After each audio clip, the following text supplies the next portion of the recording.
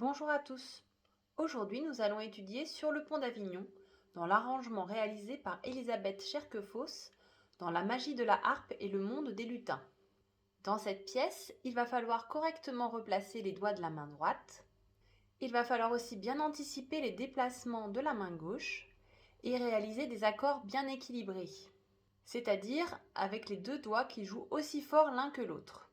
Il faudra faire également attention à la forme da capo, c'est-à-dire qu'on va jouer d'abord la première partie qui correspond au refrain, puis la deuxième partie, les 4 dernières mesures, qui correspondent au couplet, et on va devoir reprendre tout le refrain, donc toute la première partie. Tout d'abord, les crochets. On remonte comme d'habitude les crochets de base, mi-la-si.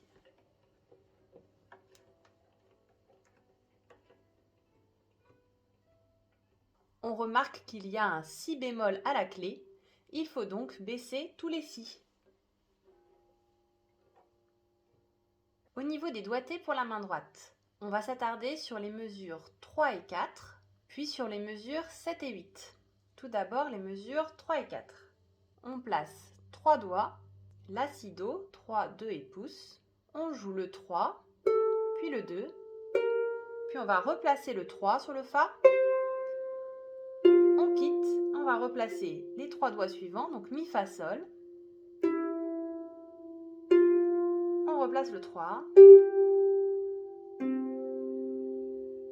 On va maintenant s'attarder sur les mesures 3 et 4.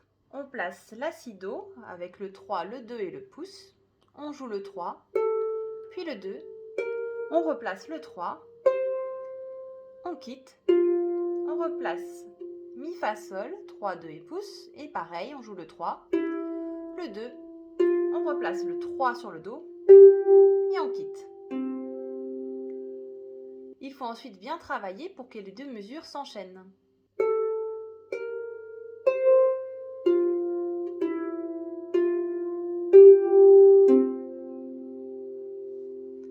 Et ensuite, avec la main gauche,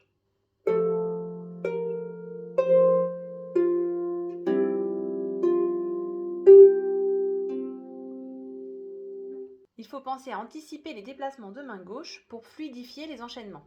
Maintenant, les mesures 7 et 8. La main droite reprend de la même façon, on place donc la si do, 3, 2 et pouce. Je joue le 3, puis le 2, je replace le 3.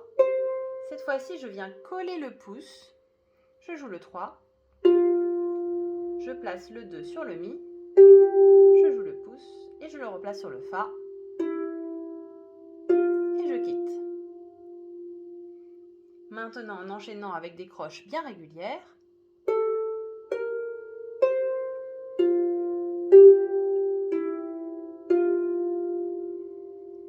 et maintenant, mains ensemble.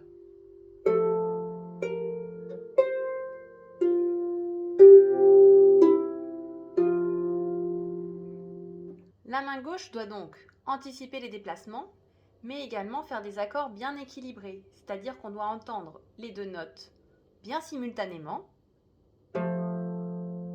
mais également de façon équilibrée, c'est-à-dire qu'on ne doit pas entendre davantage le 2 que le pouce ou l'inverse.